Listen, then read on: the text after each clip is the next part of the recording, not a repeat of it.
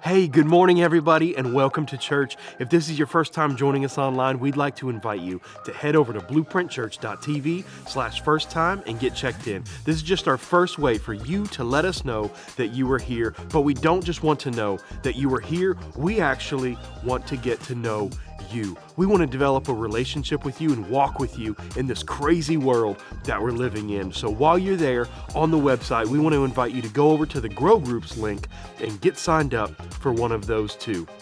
It is so important to have people to do life with because we were never meant to do life alone. In the book of Luke, in chapter 6, Jesus said to give and it will be given back to you, a good measure, pressed down, shaken together, and running over. And this is talking about both when we are generous in our tithes and our offerings and when we are generous with those around us. But this is not the reason why we are generous. No, we are generous because God was generous first when He gave the most valuable thing that He had when He sent His Son Jesus to die for us. But this promise, when we give that God will provide for us, is an amazing promise to stand on, even in these times of uncertainty that we're living in. So if you'd like to give this morning, you can do just that at blueprintchurch.tv/give, and you can give there. Now let's pray over your tithes and your offerings. God, we come before you in the name of Jesus, and we just thank you for the opportunity to remind ourselves that you are our provider, even in these crazy times that we're living in. And we just thank you for the opportunity to sow into your kingdom. And I pray that you would give us direction during this week to sow into individuals' lives that need it. And I pray that you would just take these tithes and offerings and multiply it back into your kingdom and bless those who are giving this morning. In Jesus' name, amen. Now let's get into the message. If you don't have it yet, go download the Blueprint Church app for free from the Google Play Store or the App Store. Now let's watch this message together from our lead pastor, Adam Keys. Blueprint Church, good morning, everybody. So glad you are joining us from wherever you're at, from your tablets and your iPhones, if you're like my friend Marie, and Android, however you're tuning in. We're so glad you're here. And to everybody in the Middle Tennessee area, really glad to see you online, and I'm even more excited to see you again in person as we plan to finally regather in person in January. It's been too long since I've seen many of you in real life and can't wait to have that connection again. But if this is your first time joining us today, we're so glad you're here. And my name is Adam Keys. I'm the lead pastor here of Blueprint Church. And you are joining us at a really good time. We've been in a really interesting series, one where we are addressing things that it seems like nobody wants to talk about. That's right. Things that are sensitive, things that can be uncomfortable. We're calling it the elephant in the room. And we've already talked about racial issues and equity and injustice. And today we're going even deeper into that. And for that reason today, I wanted to make this a little bit different. I wanted to be more like a conversation. And I've invited my friend Marie Scipio. Marie, do you want to say hello to everybody? Hello. I am super pumped to have this conversation, a difficult conversation to some degree, but a good one, a necessary one. So I'm ready to jump in with you. So this will look a little bit different today. Instead of one of us just coming in normal kind of message and bringing you the Word of God, we thought we'd just kind of come with our own thoughts today, some of our own personal experience, and use that as we come from God's Word to just present some different perspectives, because we know there's so much right now that is so difficult for many of us to address because we just don't like how it feels. We might even be scared of the answers, but we want to just, boldly go into that today. So we've had Marie here before. I know you guys have heard him preach, but you don't really know him. So just to kind of start us off, man, kind of give us a little bit of you, your background, where you came from. Yep. So, of course, I'll start off. My name is Mareed Abdul Majid Abdullah Muhammad Scipio. All right. I don't know if you even knew that. I don't think I knew all of them. My family was Muslim, and my mom came to faith when I was in the 8th grade. So I was born in Trinidad, which is right off the coast of Venezuela. Lived there for really about 3 months, then moved to Brooklyn, New York. Spent about my really early childhood there. We moved to St. Thomas in 1988. I was in the 2nd grade. So I go from being in the majority in Brooklyn. I mean, African Americans are everywhere. A lot of diversity within that, though, from different countries, Haitian, Dominican, all these different things. So moved to St. Thomas, and now I am a minority because I am brown and I don't speak Spanish because Puerto Rico is right there by St. Thomas. And then we moved to Atlanta, Georgia, and I was in the 3rd grade. So now I'm going from New York, I'm going from the West Indies, and now I've jumped into the South for the very first time. Lived in a predominantly African-American neighborhood, went to schools in the predominantly African-American schools up until the 6th grade. I was a part of what they called the Majority to Minority Program, which started in the 1960s, the Lyndon Brown versus Board of Arkansas. That's the historical context. But I was bused from the south side of Atlanta to the north side. So that was my first experience with people who did not look like me. I've been around people who didn't think like me all the time because I was from New York. I was West Indian, but I was living in the South. But never was there a visual difference and a cultural difference at the exact same time. So 6th through 8th grade, 6th through 12th grade, I'm a minority in my school system. My high school girlfriend at the time, we get married about 4 years later. I come to Christ at a historically black college, Albany State University in South Georgia. My wife volunteers us for children's ministry. I did not want to do anything with kids. Yeah, you jumped in. She made me jump in. So I jumped in. Found that I loved it.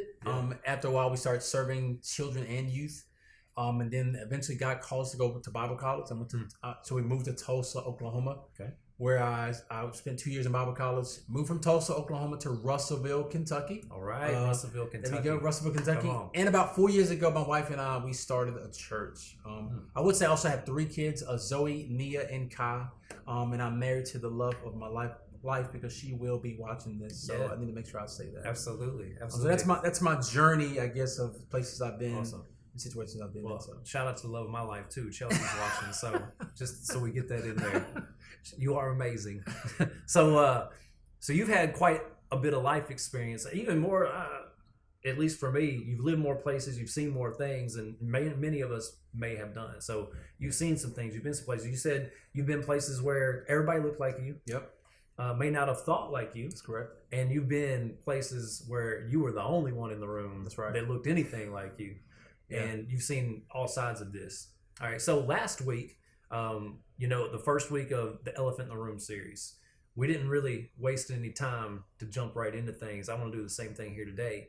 We exposed this lie of critical theory, right? Yeah. And one of the things we did at the front of that message, we used this illustration, the Chris and Pat illustration, which I know you saw. Yeah. And what about that illustration struck you? Like, what did that expose for you when we showed 2 people who are in the workplace, and we didn't assign any gender or race or anything else, and then bam, here's at the end a decision's made, and now what happens if we assign male or female or brown or black or white? Like, what does that expose for you when you see something like that? I think it exposed a lot of unbiblical tensions that I had on the inside. I heard a preacher once say that when we don't have all the information, we fill the gap with whatever. And for that, I felt myself filling the gap and making it male versus female, and I felt that tension. Then I filled the gap and I made it black versus white, and I felt that tension. So I think just as you were journeying through that story, I felt all these tensions that I guess that the world that we live in makes us choose a side on, I guess, and kind of live through. So I think it just pulled out some things that were definitely uncomfortable.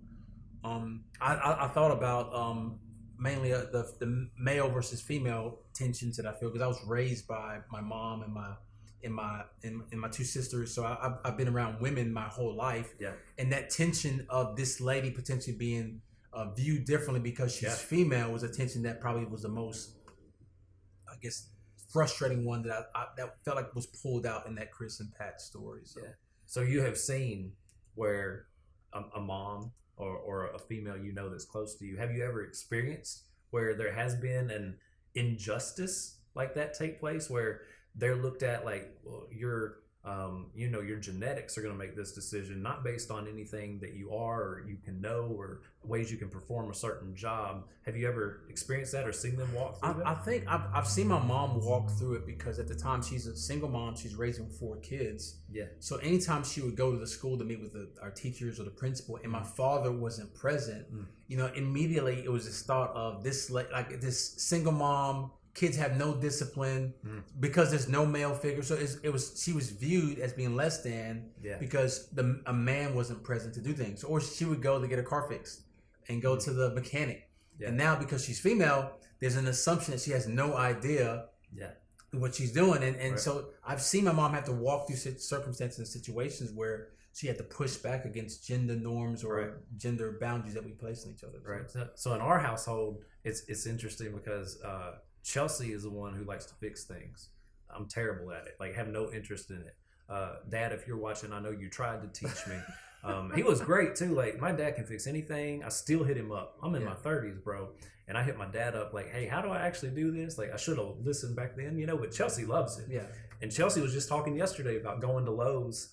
And even now, like, some people recognize her and they're like, they've seen her enough times. But she's, at first, it was always like, oh, you getting this for your husband? And she'd be like, well, no. And like, sometimes she'd say, it's easier to just tell them yes. And that way they'll leave me alone and I can go about my project. Yeah. So you've experienced, I know I've seen it, maybe not in maybe at Lowe's, maybe even if there's a judgment call made, maybe it's not to the level of hurt that's caused with that kind of issue or something that's even deeper. Yeah, but I've also even participated in it. I just think about the Lowe's. I've found myself wandering around Lowe's. Sure.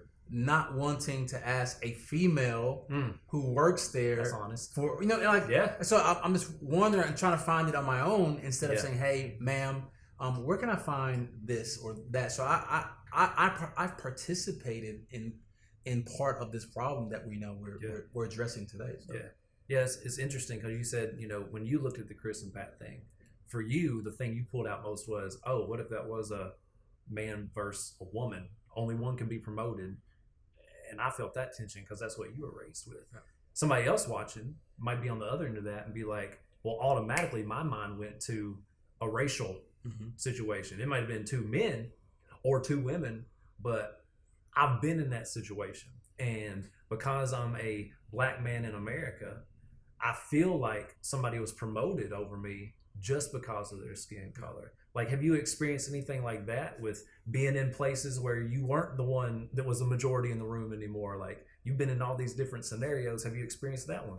Yeah, and of course, not like the workplace, like the Chris and Pat. But what I have experienced a couple years ago, like 4 or 5 years ago, I think Fast and the Furious 35 had come out or whatever. They continue to make these Fast and Furious movies. Lots of them. So a friend and I, we decided to go watch the Fast and the Furious. So we stood in line because the movie had just premiered, just come out. And we could not find 3 seats together. So it's a packed movie theater. Yeah. We're trying to find 3 seats together. Yeah. So we noticed that we had to ask a family to move over so that we can find these 3 seats together. So we finally do so. And we're walking through, trying to get past people. We're saying, excuse me, trying to be courteous. And I sit down and I'm sitting next to a white male who, when he sees me, looks at me and says, I cannot believe I have to sit next to your black butt, is exactly what he says to me. Yeah. And I can feel the hate coming from him. I mean, he has this big sigh. He folds his arms. He is huffing and puffing. And his wife is over there trying to calm him down. He's just expressing how upset he is that he has to sit next to me. And I said, this is how many years ago? This is like 4 or 5 years ago. So this is pretty recent. So this ain't 1980 when you were growing up. Yeah, no, 1990. This is Bowling Green, Kentucky, 5 years ago. Yeah. And I'm saying, I'm sorry, I paid for a seat and I want to sit where I want to, because he's trying to tell me that I should allow my friend to sit next to him and I shouldn't sit next to him. So he's upset, and I stayed in that seat, and he gets up and walks out of the movie theater like really, really upset. I'm thought to myself, it's his loss. Wow. There it is. He missed the movie that he paid money to see because he was seated next to someone. So I'm just saying that the context of that situation happened with the Chris and Pat. I have lived through and walked through that same type of thing, even though it's different to some degree. Yeah. So like as a white person growing up, like in Kentucky, I saw racism. I was around it. I won't say it's everywhere. It's not everybody, but it was very prevalent. Yeah. And I don't live there anymore, so I can't speak to that. But I know for then, in the 1990s in Kentucky, there was still an undercurrent of what was there however many years ago. It was maybe not acknowledged all the time. There was an undercurrent. I didn't see it in the friends I ran with. I didn't see it in playing out in the school system or anything or any preferential treatment given. But as a white person, I know growing up, it's not like I'm experiencing racial profiling or injustice that I was aware of. Yeah. To walk through Russellville, Kentucky, where you're now pastoring, as a white person, I was like, I never had to think about anything. But I know some black people from that area that would. That's right. And so I've never been in your shoes. So from your shoes as a black person, brown person, a person that don't look like me in America, right? So because right now the big divide, and this is my opinion, it's not so much what's all of these different nationalities. It's what injustice is being done to specific groups of people. I've never sat in your shoes, so I can't speak for you. I can observe and say that's wrong, but I can't say I've experienced it. Yeah. For you as a person of color in this country, in this moment, when it's so difficult to speak into any of these things, when you hear something like critical theory and you know that is not biblical. Yeah. Now you're pastoring people in Russellville that don't look like you. What does it look like to address these racial situations where you've experienced injustice yourself? Yeah. Where I've not had to live a lot of that. Now you're literally pastoring and speaking into people's lives who don't look like you. Yeah. What does it look like to lead this conversation? What does it look like to take a lie that's against the Bible and now it's become critical race theory, another offshoot? What is this like as a pastor right now? Yeah, I think that the challenge has been really pulling people back to a biblical starting point. Because that's where we start as believers. We can't start where this critical race theory started. We can only start from where we started as one people. So that dissolves the whole race issue. Because you can't look at it from necessarily being a us versus them mentality. You first have to understand it's only us. Come on, it's us. There is no us. It's only us. And I think that's the starting place of this whole thing. I know we're going to talk about racial justice, and I feel like this would be a great place for us to kind of segue back to, is that racial justice, because what we just said, Genesis 1, we were created one race. The racial part of it doesn't really exist, even though we acknowledge there is racism. Sure, that does take place. There is sexism. There is all these different isms. Right. But the race part of it is a socially constructed thing, and we kind of already covered that. Yeah. And I think we have to go back to us, the biblical model where this whole thing came from. I kind of written down that in order for us to understand justice, we have to understand that we've been justified. And how does that happen? We've been justified through faith. So we've all received something not of ourselves, not that any man can boast. We've received a gift freely and it's more than just forgiveness, because forgiveness says you can go, but justification says you can come. Oh, that's good. You know what I'm saying? Like we can all come together. And I think when we start the framework there, I think we can then move forward. Because I wrote down, I don't want to misquote this. Justification says you can come. I put down also that justification is how we understand justice. Okay. And the reason I'm saying justification helps us to understand justice, because we have to understand that justice is a comprehensive thing that kind of happens. I kind of wrote down 3 different aspects. Justice is comprehensive. It means equal treatment to all. Okay. I mean, everyone deserves equal treatment.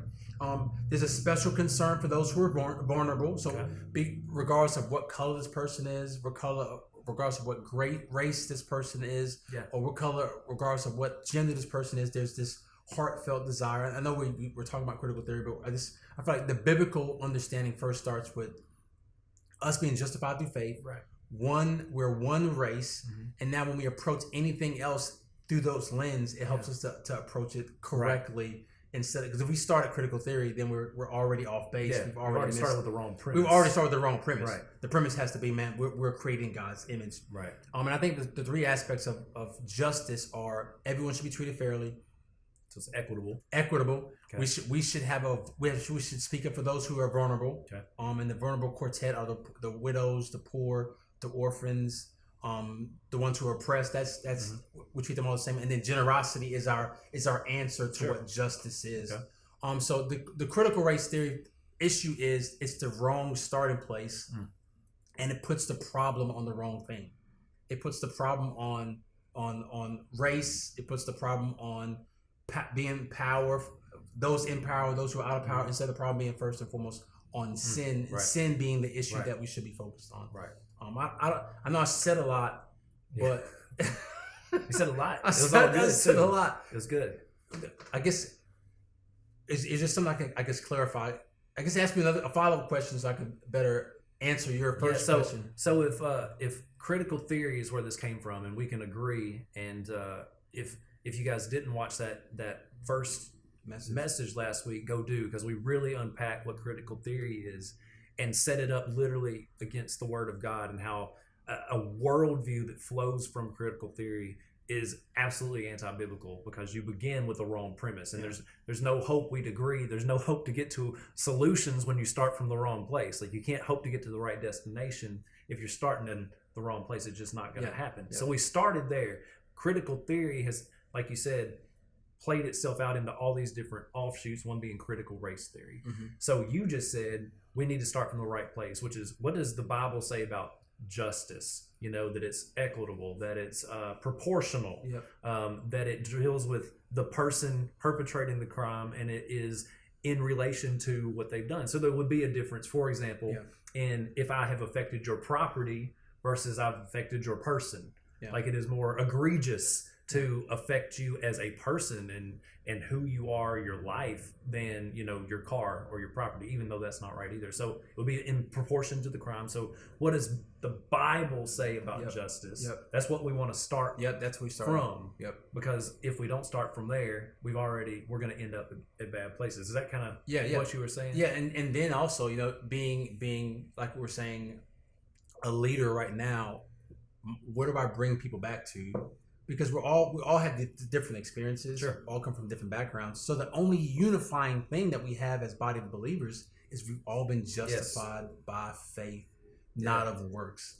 And I think that starting point helps us to walk forward, saying we can't allow worldly thought patterns, I guess, penetrate or become a part of how we preach or teach or lead as far as the church. So for me, I've really just trying to pull people back to what does the Bible say about who we are? First and foremost, what does it say about who God is? Because that's the lens now on how we can view the world and engage the world in the way that God has called us to. Absolutely. So if I'm coming from a biblical standpoint as a Christian, number one, that should be where we come from, but that would also unify us, no matter black, white, male, female, Asian. Like, we all are children of God. Ephesians chapter 2 says we're all reconciled to Christ. That's correct. And we're reconciled to each other. In Galatians, I think it's Galatians chapter 3, that's where it says there's no longer either male, female, Jew nor Greek. Like, these races that were disparate races at one point, the Jews and the Greeks, or Jews and Gentiles, hatred. Right? When the Bible's being written, Paul writes and says, no, now it's been reconciled. Like, you're one. So if we start from there, we can actually have some kind of hope moving forward, you know, like a commonality of this is who we are. Now, you're going to bring your experience, and there's nothing wrong with that. I'm going to bring mine.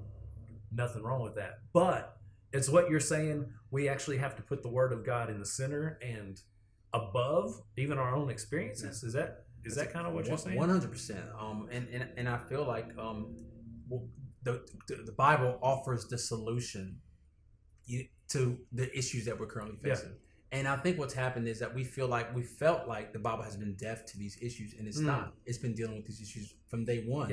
When he's talking about being no male nor Greek, he's dealing with those same wrong thinking even way back then. You know, when Jesus identifies to the fatherless and to the orphan, to the widow, he's dealing with a gender issue way back then. So it's nothing new under the sun. Like, God knew what he was saying when he was doing in Genesis, and he was giving us the solution through Christ Jesus. And that's how we move forward in having these conversations. So just like you said, it is so true that we all have different experiences, but we look at those experiences not just based on what the world says, but what God says about our experiences. And that's how we can through that lens. Because if it's through a different lens, then it's faulty. Right? It's not going to get us to a right solution. 100% agree. So specifically, before I move on to kind of a different thought, specifically when it comes to critical race theory itself, Why is that not a way forward for us as Christians? Yeah, I think going back, it puts the problem on the wrong thing. I think it puts Which is what? What's the wrong thing? the wrong thing is because you're white, because I'm black, you're my enemy. You're trying to subdue me. You're trying to dominate me instead of saying, hey, one race, God created us, and there's a solution moving forward. And I feel like the problem is sin. That's what we put our focus on, not on these other man-made, I guess, accusational things that we kind of come up with as far as when it comes to that. Yeah, I can't imagine if I'm like this. It's bad enough if I'm a white person and I've bought into critical theory and critical race theory, because I just don't think it's biblical. Like, as a Christian, it's hard for me to see how you could hold critical race theory views and hold a biblical worldview. Like, I really believe one will subdue the other eventually. There can be some tension there. There can be some overlap. I don't think it's sustainable. I don't think it's a way to live. I think it's bad enough if I'm a white male in America and I subscribe to that thought pattern. I can't imagine being in your shoes. If I'm a person of color and I've bought into the lie of critical theory and thinking critical race theory is accurate and it's the way forward for me, I can't imagine if I'm in your shoes. I even try to think about it. I'm going to be paranoid.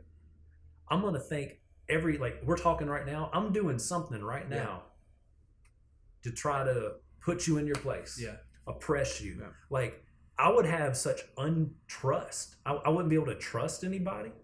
I wouldn't, like, they don't look like me.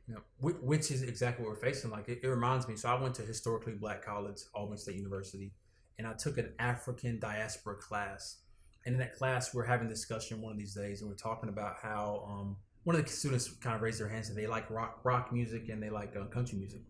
And the professor basically got up and said, you have been assimilated into white culture, and now you're doing your people an injustice by being assimilated into this culture of. So I'm like, man, here it is.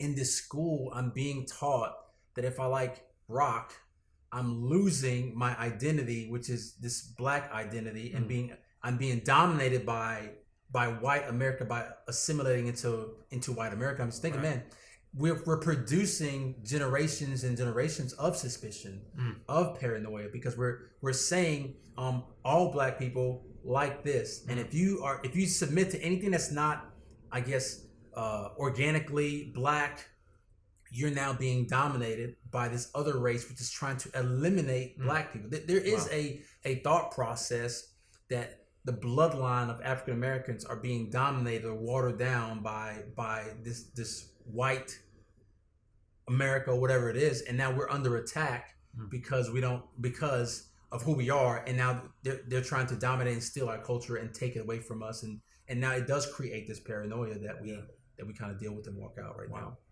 Wow. So what you're saying is what this leads to is actually this belief that if you look a certain way, and what even that one professor, I don't know if every professor at your college would hold that view.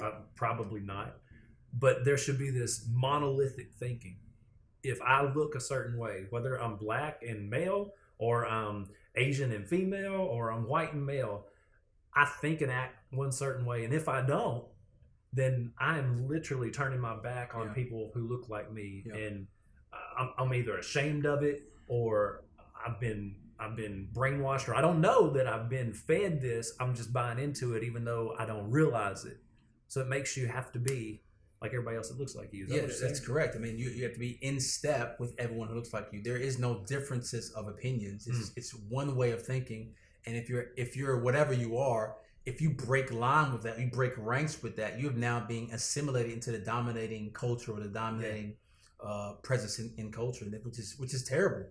Because I think that's what it goes against the biblical mandates. It tells us that we've been grafted in, and we've become this one peculiar people, this royal priesthood, which is beautiful. Yes, which is beautiful. So it's interesting to me because if what you said is accurate, and I think it is, if critical race theory presents this line of thinking that if we get out of step with our race and what we all act like and think like, then that means we can't have our own individual thoughts, preferences, whatever. That to me actually sounds like racism. Yeah. Yeah. Yeah.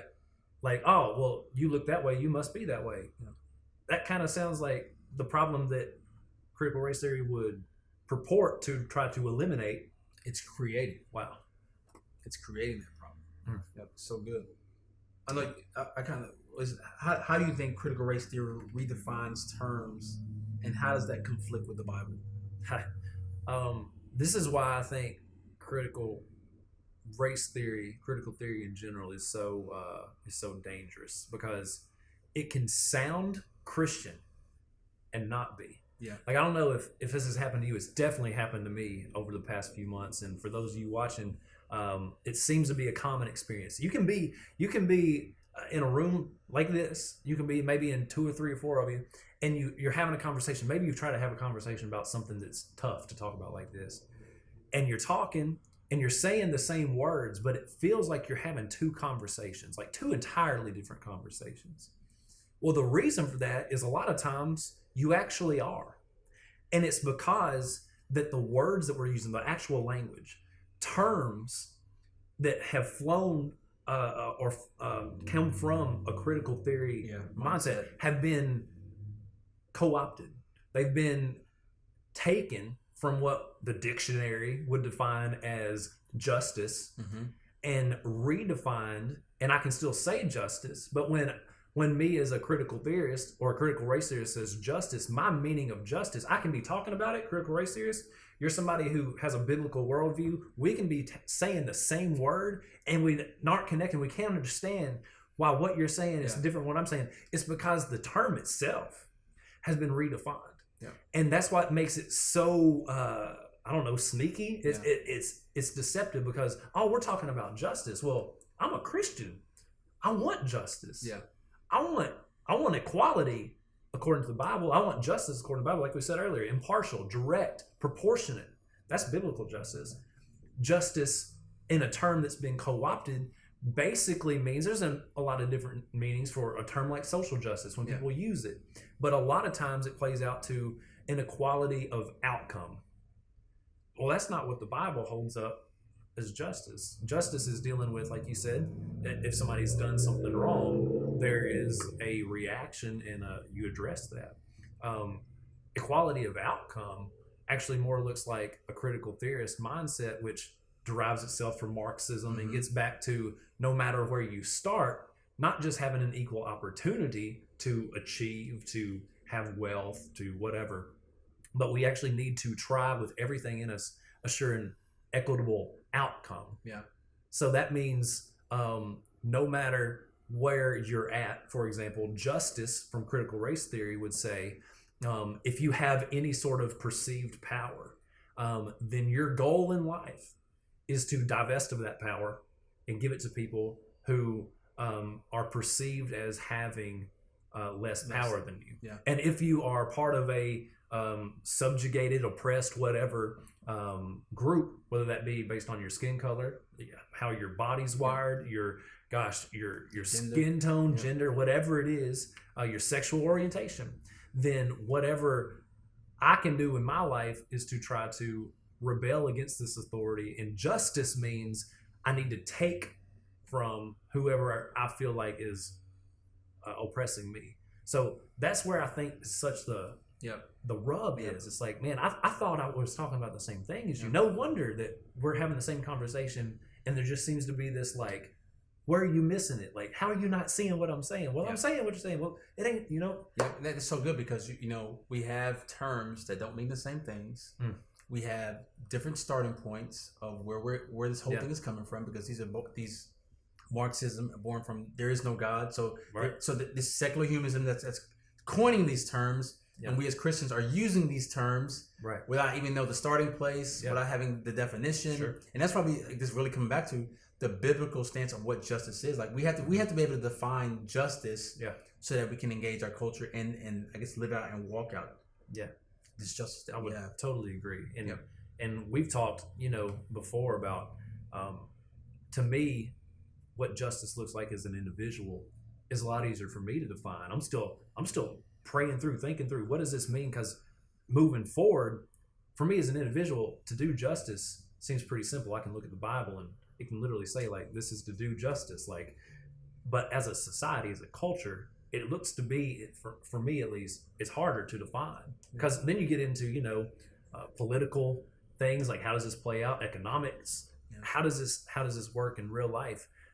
What's your thoughts on that? Like, what does this look like? Or have you come to some, brilliant, like, do we need to run you for president next time? No. Like, you got the ideas to fix it all? I think the issue to some degrees, we're trying to put a circle object into a square hole.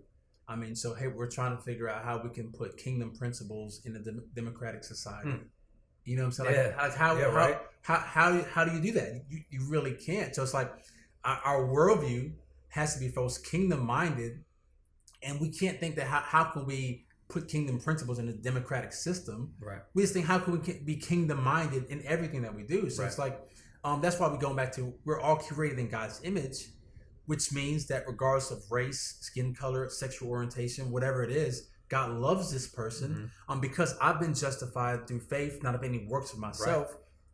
Right. I haven't earned anything. Right. And now my position is one of humility. I love, the Bible says, seek justice, walk in humility, or seek justice, love mercy, and walk humbly before your God. Sounds I feel like Micah. Yeah, he's laying out this principle on how we as individuals should live life. But I also believe that the blessing or the commands that God gives us is both individualistic and corporate at the exact same time. So I guess as a church, as a body of believers, it's really those same exact things. Are we seeking justice? What kind of justice? Biblical justice. Sure. That means all those ones that God kind of connects it to. It's fascinating in Isaiah how God connects. He's talking about fasting in Isaiah 58, and then he's saying, true fasting is loving. Now he's saying, we can become so Christianese, but he's attaching our actions to loving these types of people groups, with if we're really fasting or not. Right. Jesus comes, he says, I'm the father of the fatherless. So James talks about true worship, or true worship is loving the orphans, the widows. So there is a biblical, individualistic, responsibility. And I feel like the corporate responsibility as us as the church is the exact same thing.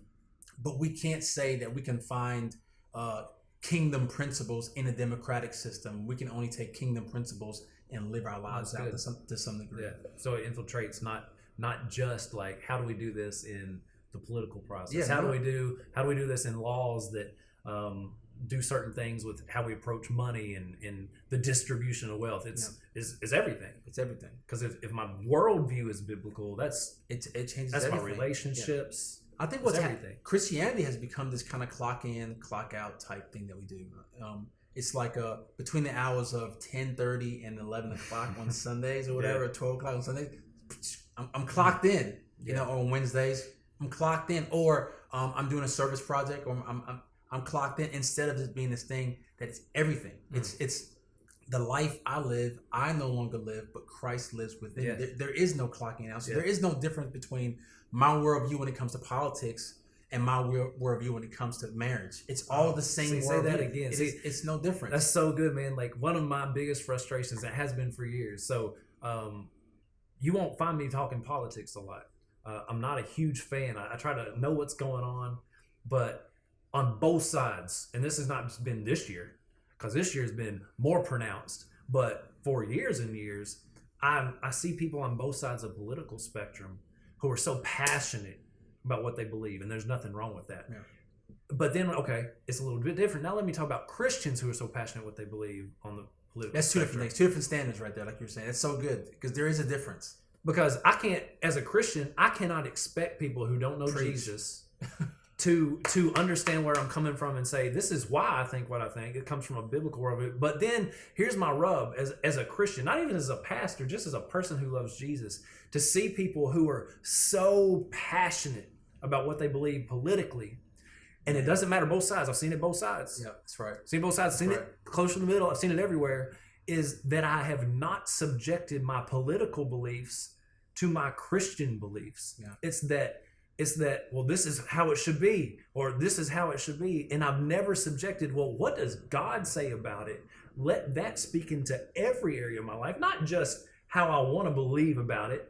And I don't know, just pick one verse out and try to mold it and shape it to support my political stance. Because really, I wouldn't really say it, Marie, but when it comes down to it, I'm a Christian, but not really a Christian first. I'm a Republican first. That's right. Or, you know, I wouldn't really say it because I'm all about social justice and more about social justice than actually preaching the gospel. So, you know, I vote this way because this is what I really think. I go to church, but my beliefs about God, if I don't like what it says in the Bible about this, I'll just ignore that part. Is that No, just too straight? No, is that too honest? That's really, really good. Whoa. I'm about to follow it. It was See? so good. It was so good.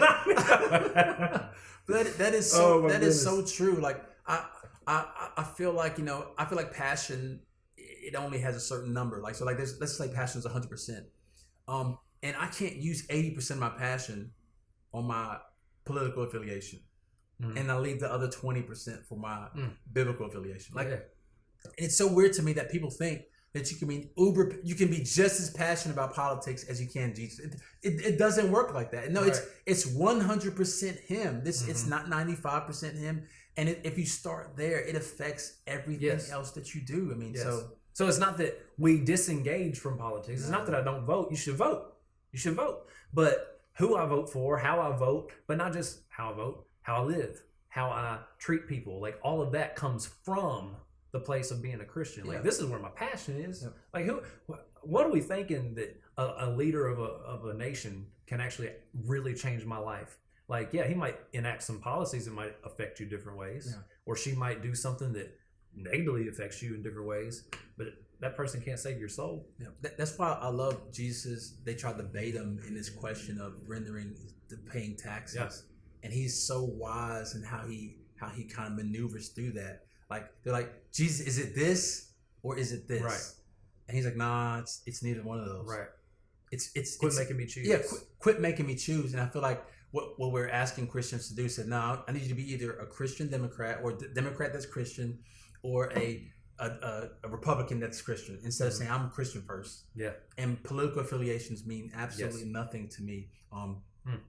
The biblical road is the one I take, and that's what Jesus is so masterful in avoiding both those ditches that we can find ourselves. It doesn't always have to be us first, though, which goes back to one of the core tenets of critical theory. It's always us first, them, and not just based on, like, if I was if we were two white women sitting here and we were the same gender, skin color, even then in our personal relationship, it's always me versus you. Every time.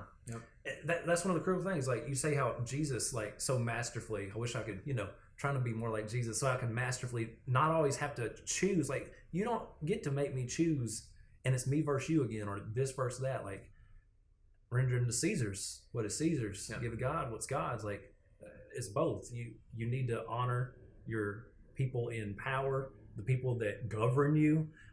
We're told to pray for our leaders, but you also need to honor God. They're not mutually exclusive. You know? It's so good because critical theory, critical race theory are both self-destructive. It continues to destroy the person involved, because to say us versus them is attacking God's creation of creating both of them. It's both, because God the Bible says we've been pulled out of the kingdom of darkness and placed into something. Like, we've been placed into a body. And if we're two believers and critical race theory is running through our mind, our relationship can't even get to a place where God wants it to be. Because I'm always going to view you as the oppressor. I'm always going to view you as the enemy. And I can never get to a place where, man, this guy is my brother, because we're both created in the image of God. So that's one of the things that stands just opposed to Scripture. Scripture holds high things like forgiveness, reconciliation. There's none of this. There's no place for it in critical race theory. The only thing as a white person I could ever hope to do is divest of my perceived power. And again, perception, because I could be a white person growing up poor in Colorado with no mom or dad, or I could be a white person that grew up really, really rich sitting in Montana. It doesn't matter my personal actual circumstances. What matters is what I look like and what groups I fall into. And the best I could hope for as a white man in America is to give away every way I can, every privilege that I'm perceived to have. It's to apologize, but again, there's actually no reconciliation. There's never a point at which, hey, now we're good. Yep. It's perpetual. Yep. You never solve the problem. It's kind of like you have a baby and she poops a diaper. You just put a new diaper on there. Poops again. Just put a new diaper. We've done that there. a lot the last few years, man. Done that a lot. We finally getting out of the diaper stages. So I don't want none of that. No more diapers. I don't want that. So like for me, even if I gave away all these racial issues, there was still a divide between blacks and blacks. Mm-hmm. Haves, have not. So it always continues to break down. Even though I may think I'm solving this us versus them. Yeah. I've just created another us versus them within. Right. So it never reconciles the problem. And that's why the biblical viewpoint is what solves the problem. There is a solution. His name is Jesus. You know what I'm saying? Yeah. But the world answers no solutions.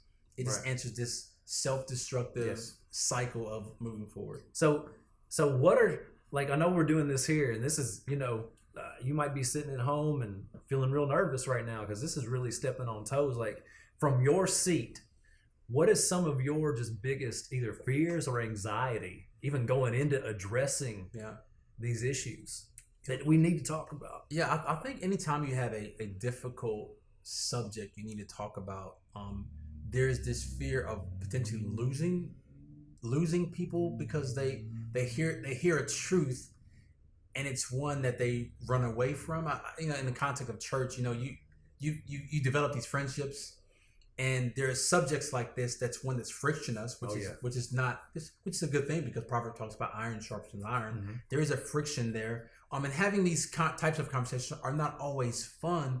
So for me, sometimes it's this, man, here it is. I'm going to address something, and maybe the words that I say may not be taken the wrong way or out of context, but it's a hard thing we need to talk about. Yeah. So my fear sometimes is how I communicate it. Am I showing empathy to the situation? I want to be able to say, yeah, I understand. I feel your pain, but this is what the Bible says about that. So I think sometimes just the fear of losing friendships, losing opportunities to speak in the situation sometimes is what I face and I struggle with. So how does that, because that was still kind of vague, that can address most people watching. Specifically for you, I mean, and you don't have to answer this, specifically for you to be in a position I hadn't lived in Russellville in 20 years, but to know that mostly, I don't know, what, 75, 80% white people? Oh yeah, 80, 85. Yeah. So you're still not the majority in the room. That's correct. And even in your church, I know you're maybe more diverse than a lot of churches in the area, but even what? Still, yeah. The specific rub for me would be that being an African American male, and addressing this potentially in a harsh tone or one that's unempathetic, I could run the risk of being identified as someone who has turned his back on a certain group of people or African American people in general, because we are not monolithic. I can't even say it now. Monolithic. There it is. That's right. That's what the water's for. We're not that, and it's like if you step out of step, you're running the risk of alienating yourself from people who look like you. Yeah, it's a real risk. Yep. Yeah. Because, it's heard wrong. It's not that the heart's heard. I mean, I can't imagine being in your shoes if, is this what you're saying? That if you say something, like, there might be other black pastors that see this differently than you. And is there a real risk of just relationship being broken? Does this happen with white pastors too? I mean, what is this? It would be a definite real risk of not so much for me as far as a pastoral risk relationship. It would be community risk relationship. We've been able to go into a lot of different places in our community. So potentially taking the wrong stance or coming across wrong we may run the risk of alienating some people that we feel like we're called to do life with. Yeah. So just really trying to be as wise as possible when approaching this whole thing. So I guess that will be a definite real fear in the context that I live in. And we live in a small town, so news travels fast. Sure. Bad news, racist news will travel even faster. Yeah. You know what I'm saying? So that's a real issue that we struggle with. Right. What about yourself? Oh, it's similar, just from a different side. I know, and again, I can just speak for me. Like, I have felt as a white person, if there is an issue, and not even a racial issue by any means, an issue in a person in my church's life. So let's just use that I'm pastoring, that they've given me the license to speak into their life. I would be lying to you if I said at some point in the last year, I haven't felt a hesitation to actually speak to them pastorally, because I was like, I wonder if they're just going to hear this wrong, because right now everything is so hyperbolic and crazy of like, I've been your pastor for however long, you knew me, you trusted me, but if this comes out of my mouth and I'm addressing a sin issue in your life and you have asked for me to do so, it still runs the risk of you hearing this wrong and you saying, well, this is you speaking to me as a white person and I don't need to hear that. Like, I hate to admit it, but like I have hesitated at times to speak truth into a person that looks so different than me right now, because of the environment of what's around us. The temperature of this whole thing, and I hate to say that. I wish I could say at every single point, I always just, hey, this is truth, and I'm going to try to tell you with empathy and love you because I want to pastor you through this. But to me, I really came to this realization a few months ago. Somebody was talking about this kind of issue, and I realized it was something in myself that it talked about. Because if I have to look at somebody that's black or brown in my congregation, and I think that I have to preach the gospel different, or I have to pastor them different because of the color of their skin, that doesn't say so much even about me or my view on racism. It says something about my view of the word. That's right. Yep. It says something about my view of God and his ability to cut through all of this stuff. Like, how ridiculous of me as a pastor, and I'm just being really honest and vulnerable right now, as a pastor, who this is what God's called me to. This is what I stand on. I would like to think that I always stand on biblical truth. And here I am thinking that because you look different than me, that I have to approach preaching and teaching God's word to you different. That speaks about something in God's word. Like, where have I lost trust in the Lord? Like, to think that you have to pastor a black guy different than a white guy. Like, where have I gone wrong? Like, the power of the gospel is what's saving you. It's God's word. Like, where did I mess up? But to answer your question, it's like, there's definitely been a fear of, I don't want somebody to hear my heart wrong when I'm just talking to a sin issue. I'd tell this same sin issue to a man, woman, child, if they asked, no matter what skin tone they have, so it's a real thing, at least in me. It reminds me of the story of the rich young ruler, and a lot of Bibles had that little heading over it. It's like setting you up. Like, this story is about something that it's setting you up. There's a tension here. And then Jesus, when he asked for eternal life, and he lists some things off, and he tells this guy to go and sell everything he had. Like, that's a frictionless conversation. Like, you're rich, you got all this, you have all this, you have the status, you have all these things, and I want you to give all that away and come and follow me. And here it is, the Bible said that first Jesus loved them, and then says it to him, and he still left. And he had a frictionless conversation. I'm preaching to myself that, of course, we walk in love, but they still may leave. Like, so that's that fear that we both feel sometimes of, thinking, how long have I been your friend? How long have you been? How long have you known me? Don't you know that I love you? And what I'm trying to say to you is from God's word, first and foremost. And if they take it wrong, it still feels like, but they left Jesus, and it's the craziest thing to me yet. And as you were saying, I just thought about that story, that Jesus loved them. There's a tension there, and he still left. So what would you say, because I know, again, I think your congregation, especially for your area, like Blueprint, we're, I don't know, 65 probably % white, maybe 70% white, and then that other 30% is a lot of other things. And for you got a diverse congregation, especially for your area. What would you, if you had the opportunity, and here it is, what would you want to say to white Christians that are watching this?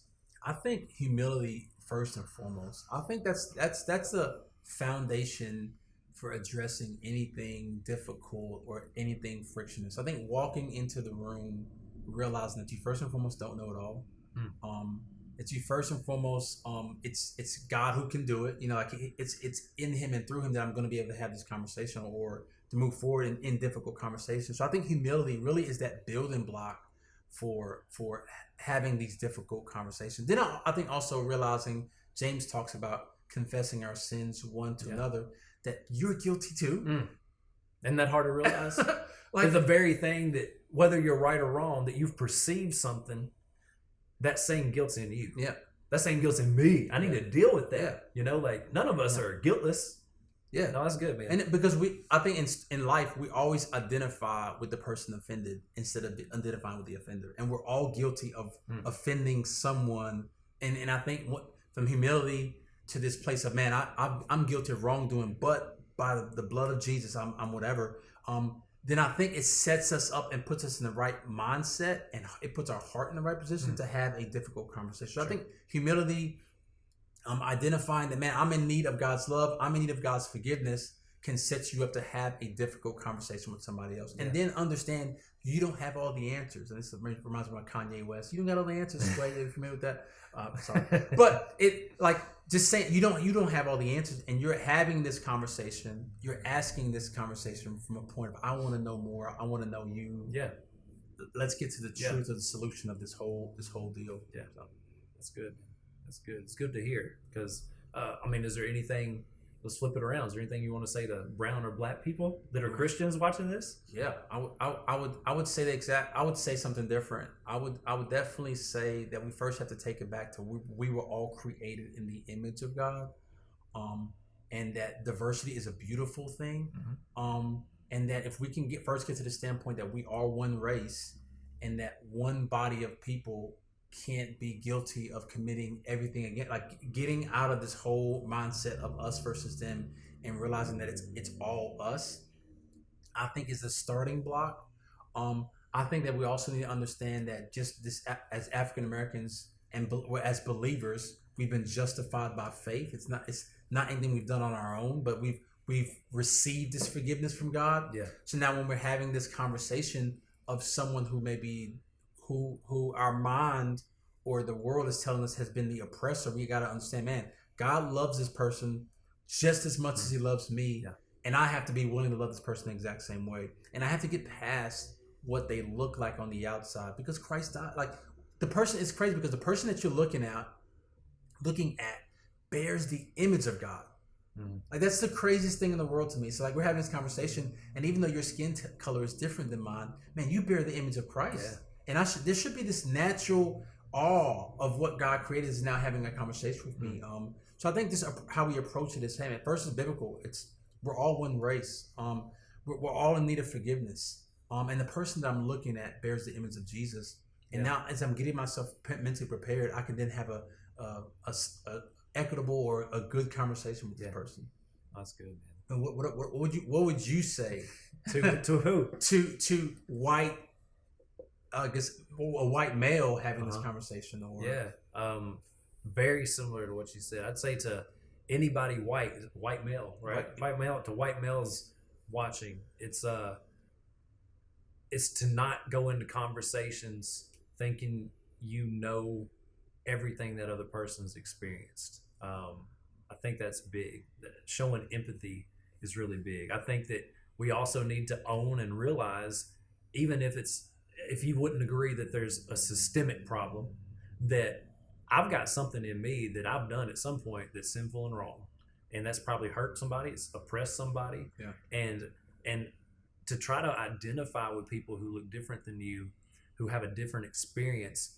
And if you're sitting here in this place where for me, I've never experienced a lot of racial profiling. I've experienced some, but not to the degree of, if I'm talking to a black guy and he's saying, well, this is why I believe this, is to try to empathize. And even if you believe in the truth of the word, you can do that, but you gotta, as the Bible says, speak the truth in love. Like, I'm going to try to put myself in your shoes and actually listen, not like be ready with my response.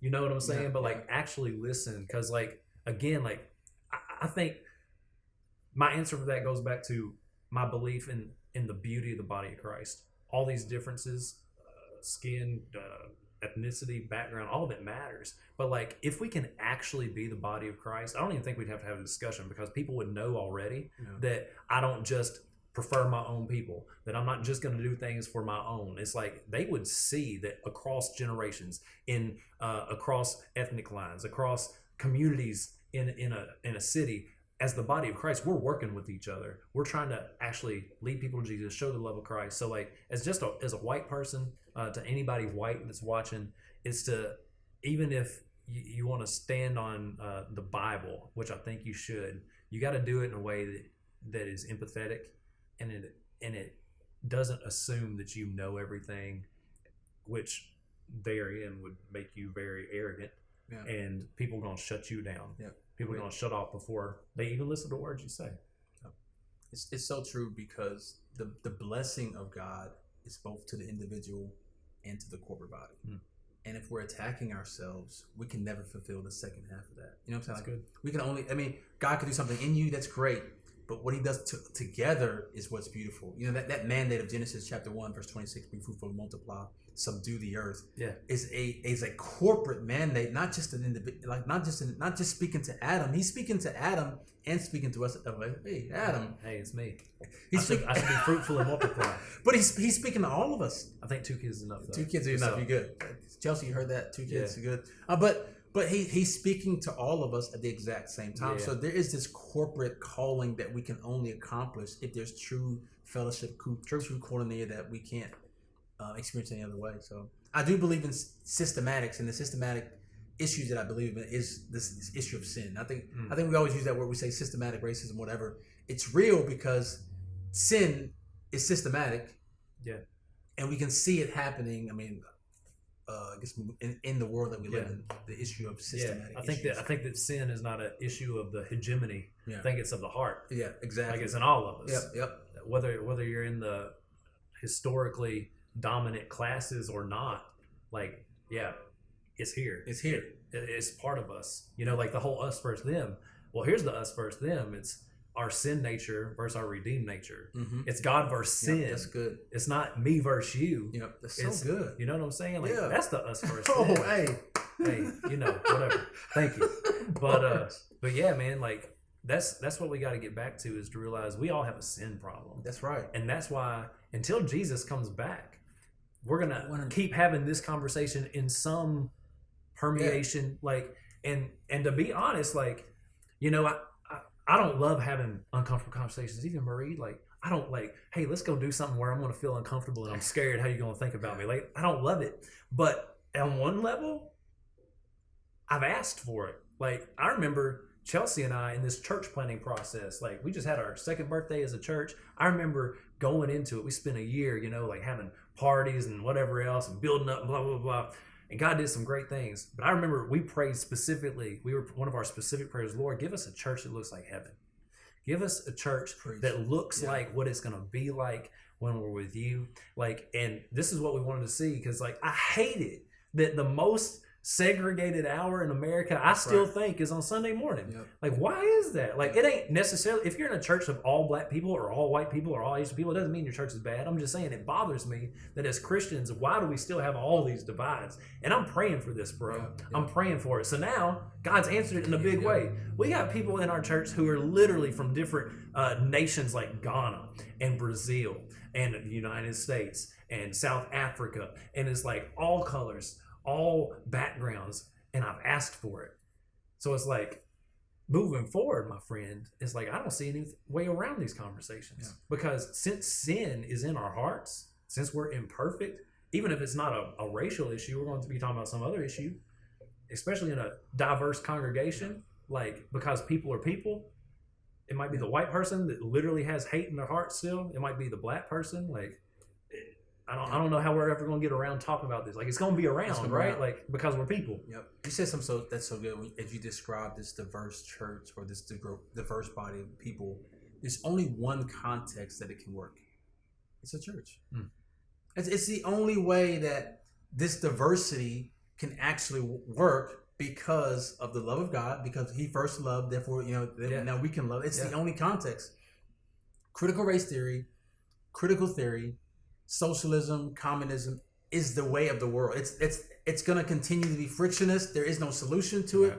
So there's always going to be issues of race, of us versus them. But the only context that the beauty of diversity can truly function, and I guess the only atmosphere or the only container that it can truly work in, is in the context of a biblical community. Amen to that, man. That's what it is. Yeah. It's what it is. It has to be in the church. Yeah. It has to be in the church. There's no outside solution that's going to fix it.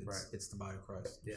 So. And also, just you asked me earlier, to be fair, you asked me what I'd say to white people. Give me a chance here, because we got a lot of people in our church who are not white. Just as an encouragement to you, like somebody who don't look like me, like I can't imagine the stuff you're facing of people accusing you of turning your back on people who look like you. Like to everybody watching too, though, like if you're not white, anybody who's watching is not white, I want to say too, don't give up on the church. I know the church, not just this country, the church has a history that's not perfect. And if you've been hurt by the church, or you've experienced discrimination of any kind, and then in your very church people don't believe you, or they push you out, or say, don't give up on the church. Like, I know that these things like critical theory and critical race theory, they sound like they care about you, but they don't. And just as a person that don't look like you, I want you to give us another chance. Like, don't give up on the church. Like, one experience or multiple experiences with people who treated you certain ways, looked down on you, devalued you, that doesn't represent all of us. It doesn't. And I know you can go to Marie's church if you're around there. I know he's not going to look at you different, white, black, whatever. I know we're not. But like, don't give up on the church, because the church, like you said, that's the only hope. The church is the hope of the world. And it's a beautiful church. It's a diverse church. It looks different, but like the hope's not found in an idea pushed forward by men. Like, it ain't gonna be there. Is this really the context of why you wanted to do this series? Yeah, it's like, because I want people to see, number one, that this thing called critical theory that has infiltrated our culture in every way is pervasive, and it is absolutely lies. So I want to point to that, because I do think it's sneaky. It don't just show up like deceptive. Yeah, it's not like a, hey, do you think you should murder people? Like, it's not an obvious question. It's a, hey, well, I'm gonna take this term, I'm gonna twist it a little bit, make you think. So like, I want to expose that, but it's also to I want people to be rooted in their belief of the Bible, so that be their worldview. Because I know people who 10 years ago dipped their toe into what I would call critical theory thinking, offshoots of it, and they get into doing things and being like, well, maybe we could be Christians and we could also do this. Let's twist justice. Let's be about social justice. That's what we're doing. And it drifts from biblical justice. Now, if it's the same, we're good. But when it started to drift from biblical justice, well, now I'm doing things that aren't supported by the Bible. And now I see these same people, pastors people I know that I served with, respected. It goes from, well, let's start with this little bitty thing my toe was in. And now, 10 years later, out of the ministry, some turn their back on God. It becomes a question of, well, isn't everybody worshiping God? Can't God accept the worship of all people, whether they're Hindu, Muslim? And it's like, how did you get away from this? And I've seen in my life, it seems like it starts with this capitulation to, well, this seems good. And that's the biggest heart behind it, man. It's I don't want to see people unknowingly walk away from their faith in Jesus by something that sounds attractive and it sounds like it gives a good solution to the wrongs that I see. It's not incorrect to identify wrongs that we see. It's that we cannot start from this faulty premise, hoping to get to a good solution. And like you just said so well, like the only hope is in the body. It's God's church. And to go outside of that, man, like I'm willing to sit here and let people wrongly label me, even though I hate it. Like I will let you say whatever you want about me, because at the end of the day, like I just care about people's salvation more than their feelings. And it puts me, man, it puts my family in a hard place, and I hate that. But it's like, I'm going to stand before God one day, and I've got to answer for how I pastored people, how I presented truth. So yeah, man, it's not really an option for me, you know. It reminds me of a story. I'm not a fisherman, but Nor I. so I'm not an outdoorsman. But this story of this man who goes fishing and he takes his anchor and he drops the anchor in the water, and the anchor keeps him in a place that he wants to be in. Mm-hmm. And I feel like we've as Christians, we get into places where we pull our anchor up, and the reason the anchor is important because when the wind begins to blow, it keeps the fisherman in the place where he wants to be. Yeah. And I feel like we've allowed ourselves to get into Christianity. We've dropped our anchor, and then critical theory we've slowly pulled their anchor up. Mm. And now as the winds of the world changes, as buzzwords come and go, we've drifted over into a part of the lake that we never meant to go to. And now we find ourselves not where we want, like that pastor or whoever that is. They go from being anchored in God's word, slowly drifting away, and now he's in a space that he's like, how did I end up here? And I feel like that's, like you're saying, it's a slow drift, and you find yourself in places and spaces you've never dreamed of going. Yeah, man. Well, I appreciate you coming today. Yeah, we'll wrap it up, man. It was so good, such a good conversation, and I know it's not like we can cover everything. There's so many things to talk about, but I just really appreciate you, man. Appreciate your friendship. Thank you for the opportunity to come. Yeah, love your town you're serving in right now. Yeah, of course. like Russellville, but yeah, it's been a privilege, been an honor. To everybody watching, I just encourage you to feel the boldness to get into the messy of this. Like, let the Lord guide you, let Him lead you. You know, because even when people don't look alike, we're still part of the same body. That's right. So. Yeah, man. Anything else you want to say closing out? That's it, man. This is a pleasure. Thank you, Blueprint Church. I pray for you guys. One day, I can't wait till January. I'm coming to one of these services when you guys come back together. So come on. I'll be excited to worship with you guys soon.